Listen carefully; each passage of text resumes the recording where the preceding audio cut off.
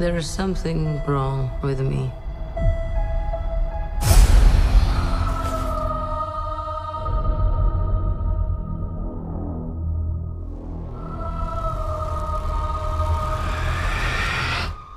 Hey guys, this is Naveen. तो आज इस थंडरबोल्ट मूवीज टीजर ट्रेलर से idioms and useful English expression लेकर आया हूँ जो आप सभी की स्पोकन इंग्लिश और कन्वर्सेशन में हेल्प करेगा।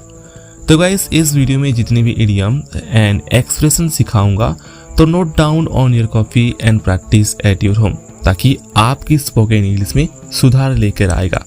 तो गाइस, चलिए बिना किसी टाइम वेस्ट किए बिना चलिए शुरू करते हैं आज के लेसन।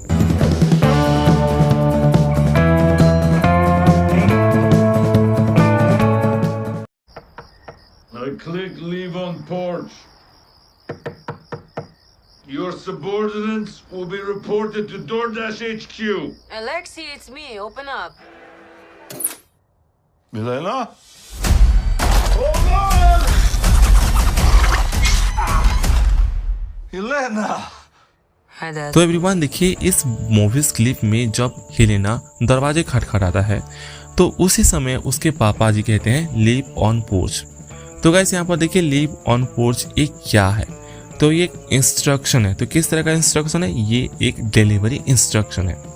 तो देखिए इसका मतलब है कि जब आप कोई सामान जैसे खाना या किराने का सामान ऑनलाइन मंगाते हैं तो आप डिलीवरी वाले से कह रहे हैं कि वह आपके घर का दरवाजा बजाए या खटखटाए बिना ही सामान आपके घर पे रख दे।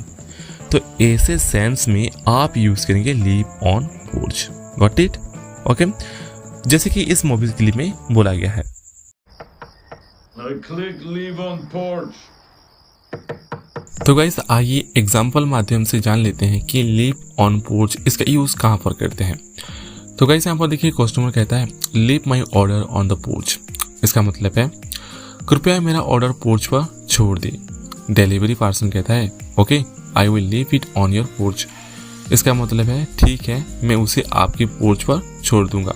तो ऐसे आप लीव ऑन पोर्च यूज करके अपने कन्वर्सेशन में सुधार कर सकते हैं। Milena? Hold on! Helena! Hi, Dad. तो एवरीवन, हमारा नेक्स्ट एक्सप्रेशन है होल्ड ऑन। तो गाइस देखिए, होल्ड ऑन एक इंटरजेक्शन है। तो इसका मतलब क्या होता है और इसका यूज कहाँ पर करते हैं? तो यहाँ पर देखिए, किसी को एक पल इंतजार करने के लिए कहने का यह एक सामान्य तरीका है। जैसे कि हम हिंदी में कहते हैं किसी को रुको, थोड़ा रुकिए, 1 मिनट रुकिए, जब हम हिंदी में बोलते हैं तो वहां पर आप यूज करेंगे होल्ड ऑन इंग्लिश में बोलने के लिए। ओके, तो आइए कुछ एग्जाम्पल से हम इसे और बेहतर से समझ लेते हैं। तो यहाँ पर देखिए, आप और आपकी फ्रेंड जब बातचीत कर रहे हैं तो वहाँ पर आप कैसे होल्ड ऑन यूज़ करेंगे? तो यहाँ पर देखिए वेयर्स माई फोन। तो यहाँ पर देखिए इसका मतलब है मेरा फ़ोन कहाँ है। ओके, तो आपकी फ्रेंड कहता है hold on let me check, रुको मैं देखता हूँ। तो यहाँ पर देखिए होल्ड ऑन इस तरीके से यूज़ किया गया है। समझ में आया? Got it? Sorry about the wait. Was on important call. Highly classified. Lot of work. Many irons in fire. You feel fulfilled? तो एवरीवन, इस वीडियो क्लिप में many irons in the fire और फील फुलफिल्ड। तो यहाँ पर many irons in the fire ये एक expression है और फील फुलफिल्ड यहाँ पर इडियम है।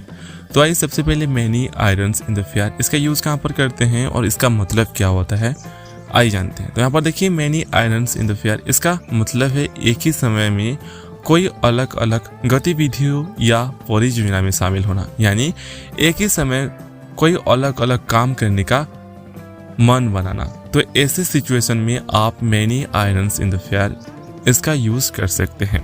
ओके, तो आइए इसे और बेहतर से समझने के लिए कुछ एग्जांपल से जान लेते हैं। तो यहाँ पर देखिए, जब पर्सनल लाइफ के बारे में बात हो रही है तो many irons in the fire इसका यूज कैसे करते हैं?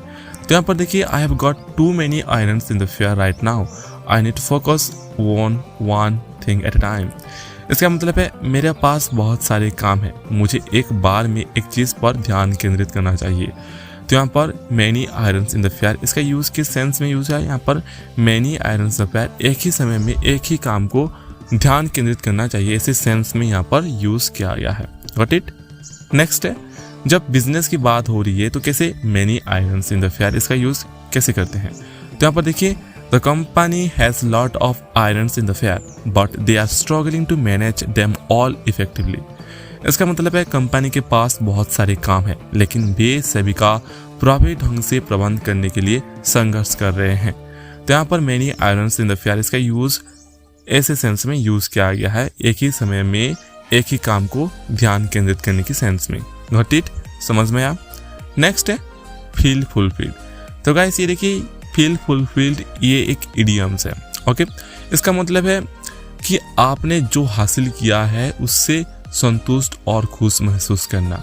जो आप हासिल करेंगे उससे आप संतुष्ट महसूस करना, ऐसे सेंस में फील फुलफिल्ड का यूज कर सकते हैं इस इडियम को। तो आइए इसे और बेहतर से समझने के लिए कुछ एग्जाम्पल से जानते हैं। तो यहाँ पर देखिए, जब पर्सनल ग्रोथ के बारे में बात हो रही है तो कैसे फील फुलफिल्ड को यूज करते हैं। तो यहाँ पर देखिए, लर्निंग अ न्यू स्किल और hobby can make you feel fulfilled. इसका मतलब है नया कौशल या शौक सीखना आपके पूर्णता का अनुभव करा सकता है। ओके, तो यहाँ पर फील फुलफिल्ड किस सेंस में यूज किया है, यहाँ पर जो हासिल किया यानी जो सीखा आप वो उसे आप संतुष्ट है, ऐसे सेंस में यहाँ पर यूज किया गया है फील फुलफिल्ड। Got it? समझ में आया? ओके, चलिए नेक्स्ट देखते हैं। There is something wrong with me. In emptiness, I'm just drifting and I don't have purpose.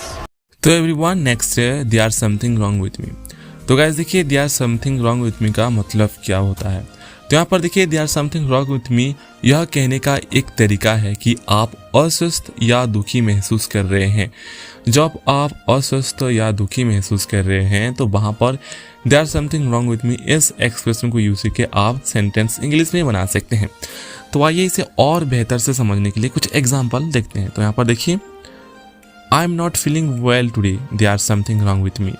इसका मतलब है मैं आज अच्छा महसूस नहीं कर रहा हूँ, मुझ में कुछ गड़बड़ है। तो यहाँ पर देखिए, they are something wrong with me, इसका यूज़ यहाँ पर मैं अच्छी महसूस नहीं कर रहा हूँ, मुझ में कुछ गड़बड़ है, ऐसे सेंस में यहाँ पर यूज़ किया गया है। Got it? समझ में आया? ओके, नेक्स्ट है ड्रिफ्टिंग। तो ये एक वर्ब है। तो देखिए, ये ड्रिफ्टिंग का मतलब है एक दिशा में धीरे धीरे या लक्ष्यहीन रूप में आगे बढ़ना, ड्रिफ्टिंग का मतलब। ओके, तो आइए कुछ एग्जाम्पल देखते हैं। तो यहाँ पर देखिए, the boat was drifting slowly toward the shore. इसका मतलब है नाव धीरे धीरे किनारे की ओर बह रही थी। तो गाइस यहाँ पर देखिए, ड्रिफ्टिंग किस सेंस में यूज किया गया, यहाँ पर धीरे धीरे सेंस में, यानी नाव स्लोली किनारे की तरफ पहुंच रही थी। तो ऐसे सेंस में यहाँ पर ड्रिफ्टिंग का यूज किया गया है। Got it? That there are good guys and there are bad guys. What's the plan? This could get messy.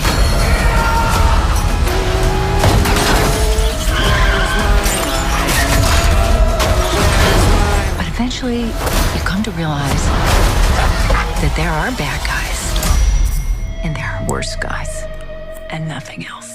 तो एवरीवन, इस वीडियो क्लिप में आप सीखने वाले हैं there are bad guys and there are worse guys, और एक है दिस कुड गेट मेसी और है व्हाट्स द प्लान। तो ये 3 इंग्लिश एक्सप्रेशन सीखने वाले हैं। ओके, तो आइए सबसे पहले हम there are bad guys and there are worse guys इसका यूज़ कहाँ पर करते हैं आइए जानते हैं। तो यहाँ पर देखिए, there are bad guys and there are worse guys, ये एक कथन है। ओके, तो इसका मतलब है कि बुरे लोग हैं और फिर ऐसे लोग हैं जो और भी बुरे हैं। तो इसका मतलब ये है। ओके, तो आइए इसे एग्जाम्पल से समझ लेते हैं। तो यहाँ पर देखिए, डिस्क्राइब अ विलेन, यानी जब विलेन की बात डिस्क्राइब हो रही है तो कैसे there are bad guys and there are worse guys का यूज किया जाता है। The main villain in the movie is really bad guys but the true antagonist is even worse. इसका मतलब है फिल्म में मुख्य खलनायक वास्तव में एक बुरा आदमी है लेकिन सच्चा प्रतिपक्षी उससे भी बुरा है। ओके, तो यहाँ पर देखिए, there are bad guys and there are worse guys इसका यूज किया गया है। Got it? तो नेक्स्ट एक्सप्रेशन है दिस कुड गेट मेसी। तो गाइज देखिए, इस एक्सप्रेशन का मतलब क्या होता है। इसका मतलब है कि कोई स्थिति कठिन या जटिल हो सकती है। ओके, तो आइए दिस कुड गेट मेसी का यूज करके कुछ सेंटेंस बनाते हैं। तो यहाँ पर देखिए, the weather forecast is calling for rain, this could get messy if the game isn't postpone. इसका मतलब है मौसम का पूर्वानुमान बारिश का आह्वान कर रहा है। यदि खेल स्थगित नहीं किया गया तो यह गड़बड़ हो सकता है। ओके, तो यहाँ पर देखिए दिस कुड गेट मेसी, यानी स्थिति कठिन या जटिल हो सकती है, ऐसे सेंस में यहाँ पर यूज किया गया है। गॉट इट, समझ में आया। नेक्स्ट एक्सप्रेशन है व्हाट्स द प्लान। ओके, तो देखिए व्हाट्स द प्लान ये एक क्वेश्चन है। ओके, तो इसका मतलब है यह किसी से यह पूछने का एक तरीका है कि वो किसी विशेष स्थिति में क्या करना चाहते हैं। तो ऐसे जब आप किसी को पूछते हैं तो वहाँ पर व्हाट्स द प्लान का यूज़ करेंगे। ओके, तो आइए कुछ एग्जाम्पल देखते हैं। तो यहाँ पर देखिए we are going on vacation next week, what's the plan for our trip. इसका मतलब है हम अगले सप्ताह छुट्टी पर जा रहे हैं, हमारी यात्रा की क्या योजना है। तो यहाँ पर देखिए व्हाट्स द प्लान का यूज़ किसी विशेष स्थिति में चर्चा क्या करना चाहते हैं ऐसे सेंस में यूज़ किया गया है।